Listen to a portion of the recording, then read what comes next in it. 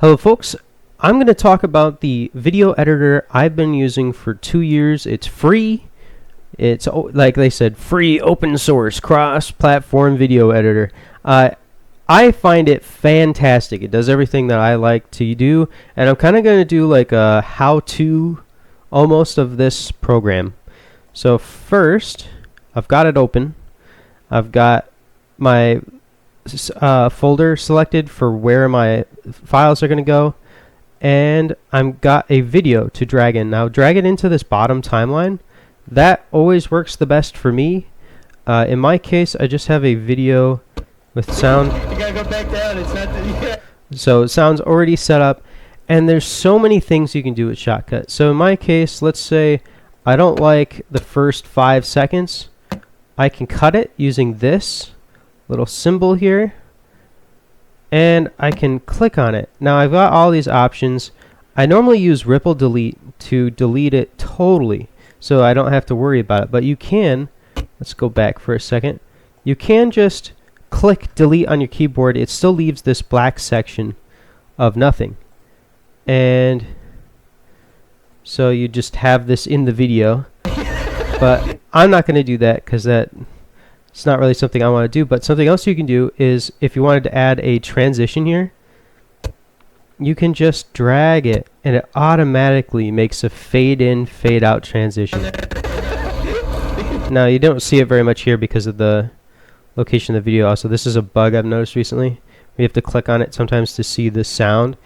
Something else you can do is you can add other tracks. If you couldn't add other tracks, then this would not make a lot of sense. I typically use a separate audio track for my voice, and in this case I'd need to drag in the video again, and then I would just delete this section where there's nothing and ripple delete so that it brings it together. In this case it's going to sound horrible because it's going to be 2 videos with basically 2 sets of audio, so it's 4 audio tracks at the same time.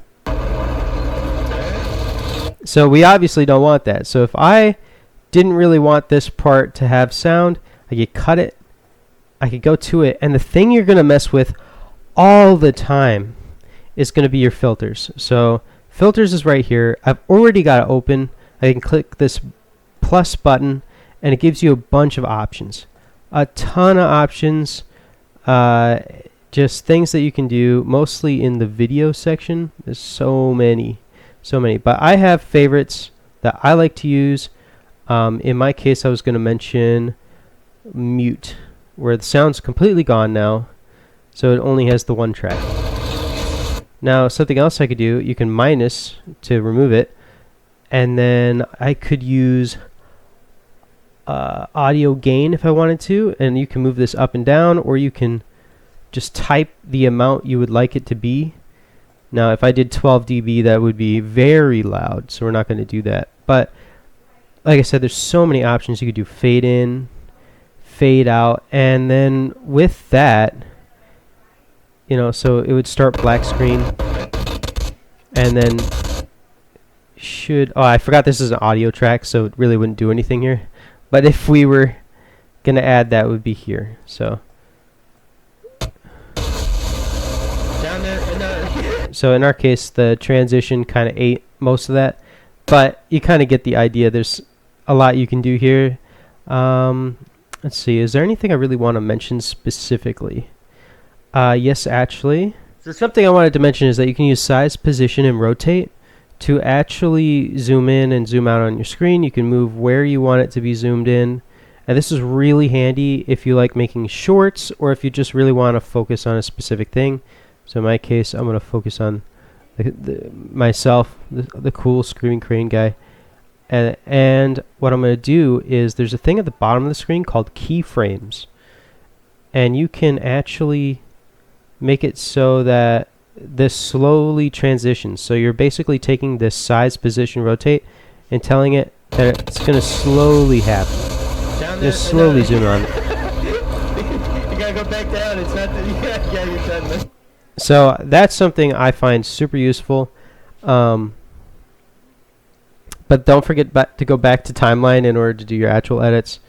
Another thing that I use all the time that isn't in filters is properties. So you right click on your track and you click properties. I use this by going to audio, and I normally click on my second track because, like I said, I make two different recordings basically in one, so that I can up my microphone sound, because sometimes I'm just really quiet. In fact, I may be doing that for this video that I'm recording right now. But there's so much you can do with this program, and this is basically everything, like the filters, the keyframes, and properties. I mean, that's basically all you're really going to be doing, other than adding tracks for different things. You can also just add an image in.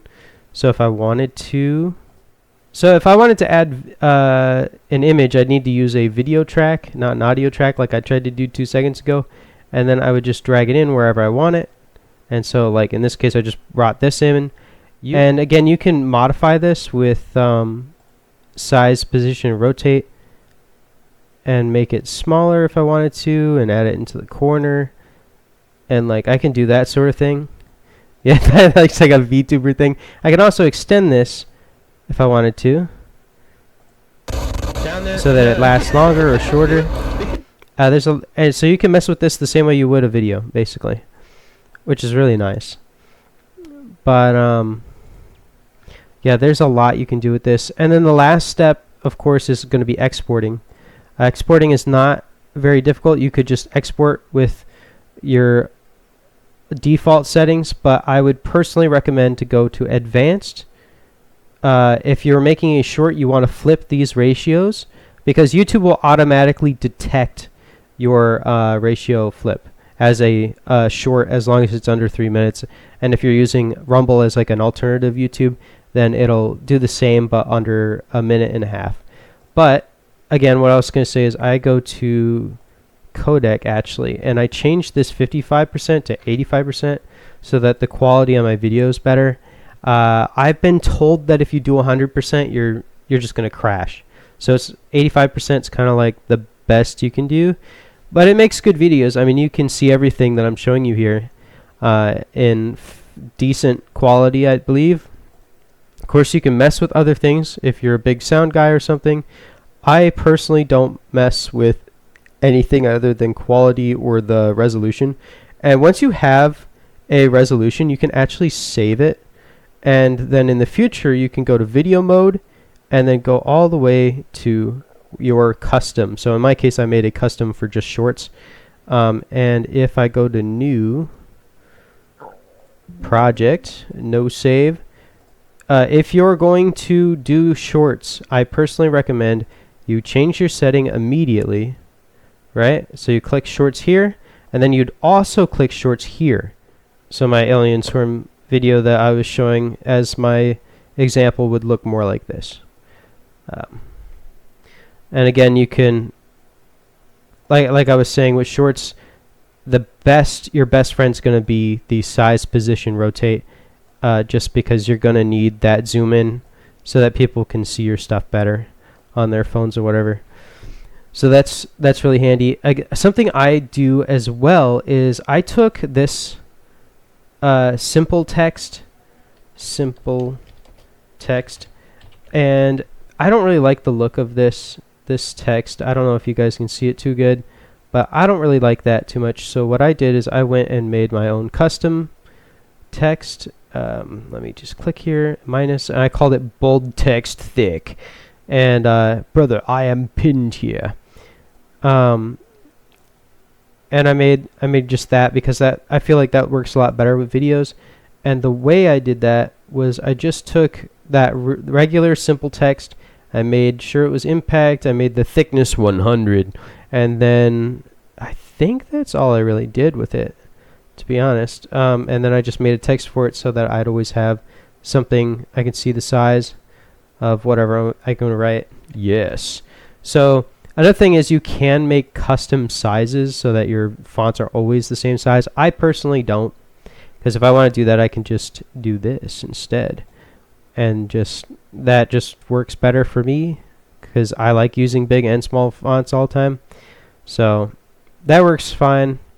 But yeah, that's literally everything. I mean, there's not really a whole lot to say. This program is super easy to use. I hope that this helps somebody find a editor they want to use, or if this helps you solve a problem you had if you were trying to figure out how this works. Again, just try out the filters, because the filters are going to be the big thing you're going to be editing all the time. And again, for me, I cut all the time. I'm constantly making cuts. It's how I make my videos. So, and I use this transition all the time too, because it's really nice. And I also like the fade in to black. So again, this is my list of favorites. I actually don't remember what Mosaic does. Oh, it pixelizes it so that if you want to block out your screen, you can just pixel it instead of making a full blur, because there is a blur box that you can use instead. But I like this pixel look better. So anyways, hope this helps. I absolutely recommend Shotcut. It is a fantastic editor. I'm not sponsored. I just really like this editor, and I'm trying to convince one of my friends to use it, or anybody. So, well, folks, thanks for watching, and I'll see you guys in the next one.